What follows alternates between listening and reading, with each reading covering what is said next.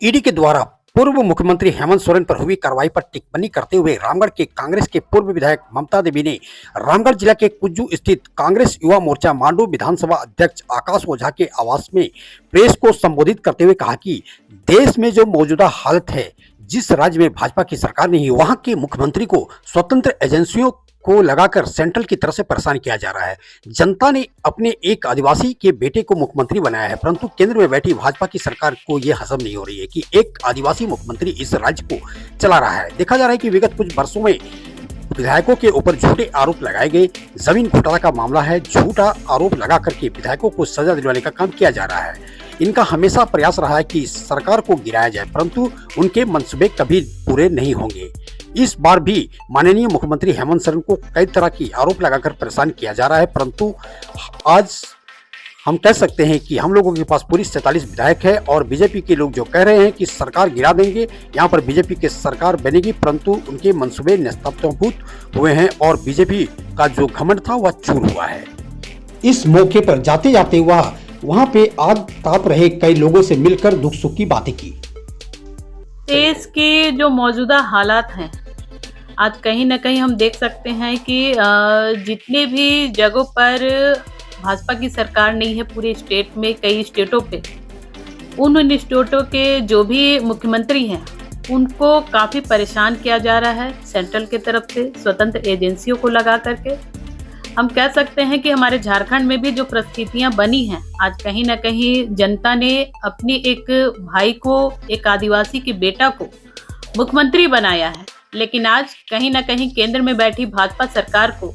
ये हजम नहीं हो पा रहा है कि कोई आदिवासी मुख्यमंत्री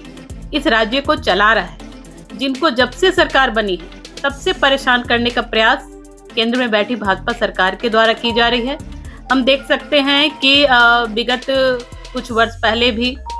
विधायकों के ऊपर झूठे आरोप लगाए गए। इतना ही नहीं, कभी ये भी अफवाह उड़ाए गए कि भाई जमीन घोटाला का मामला है, तो झूठा आरोप लगा करके विधायकों को सजा दिलाने का काम किया गया। मतलब कहीं ना कहीं इनका ये प्रयास था कि सरकार को गिराया जाए, लेकिन ये उनके मंसूबे कभी पूरे नहीं हो सकते हैं। और इस बार तो आपने देखा भी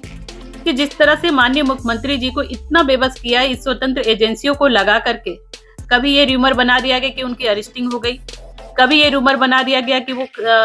जेल चले गए हैं, लेकिन आज भी हम निश्चित तौर पे कह सकते हैं कि जो सरकार यहाँ की जनता ने चुनने का काम किया है वो बहुमत की सरकार है और आज भी बहुमत सरकार के पक्ष में है। पूरे 47 विधायकों ने इसका समर्थन किया है, जिससे सरकार आज बनी हुई है। और जो बीजेपी के लोग जो अपना बोलबाला कर रहे थे कि भाई हम सरकार गिरा देंगे तो राष्ट्रपति शासन ला देंगे तो यहाँ पे बीजेपी की सरकार बनेगी, तो जो भी उनके मंसूबे थे आज कहीं ना कहीं उनके मंसूबे नस्तनाबूद हुए हैं और जो बीजेपी का घमंड था वो चूर हुआ है। और जो सरकार जनता ने चुना है, ये सरकार पूरे 5 साल ये अपना कार्यकाल पूरा करेगी और जनता का आशीर्वाद मिला तो आने वाले 20-25 सालों तक यहाँ पर हेमंत सोरेन की सरकार रहेगी, इंडिया गठबंधन की सरकार रहेगी। देश के जो मौजूदा हालात हैं, आज कहीं ना कहीं हम देख सकते हैं कि जितने भी जगहों पर भाजपा की सरकार नहीं है पूरे स्टेट में, कई स्टेटों पे, उन स्टेटों के जो भी मुख्यमंत्री हैं उनको काफ़ी परेशान किया जा रहा है सेंट्रल की तरफ से स्वतंत्र एजेंसियों को लगा करके। हम कह सकते हैं कि हमारे झारखंड में भी जो परिस्थितियां बनी हैं, आज कहीं ना कहीं जनता ने अपने एक भाई को, एक आदिवासी के बेटा को मुख्यमंत्री बनाया है, लेकिन आज कहीं ना कहीं केंद्र में बैठी भाजपा सरकार को ये हजम नहीं हो पा रहा है कि कोई आदिवासी मुख्यमंत्री इस राज्य को चला रहा है। जिनको जब से सरकार बनी है तब से परेशान करने का प्रयास केंद्र में बैठी भाजपा सरकार के द्वारा की जा रही है।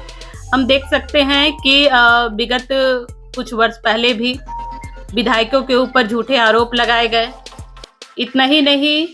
कभी ये भी अफवाह उड़ाए गए कि भाई जमीन घोटाला का मामला है,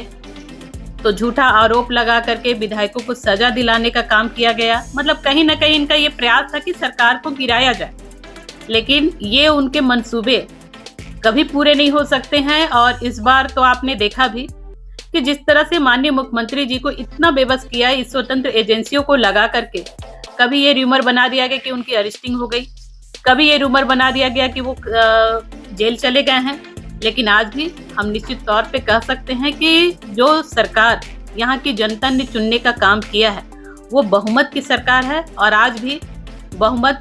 सरकार के पक्ष में है। पूरे 47 विधायकों ने इसका समर्थन किया है, जिससे सरकार आज बनी हुई है। और जो बीजेपी के लोग जो अपना बोलबाला कर रहे थे कि भाई हम सरकार गिरा देंगे तो राष्ट्रपति शासन ला देंगे तो यहाँ पे बीजेपी की सरकार बनेगी, तो जो भी उनके मंसूबे थे आज कहीं ना कहीं उनके मंसूबे नस्तनाबूद हुए हैं और जो बीजेपी का घमंड था वो चूर हुआ है।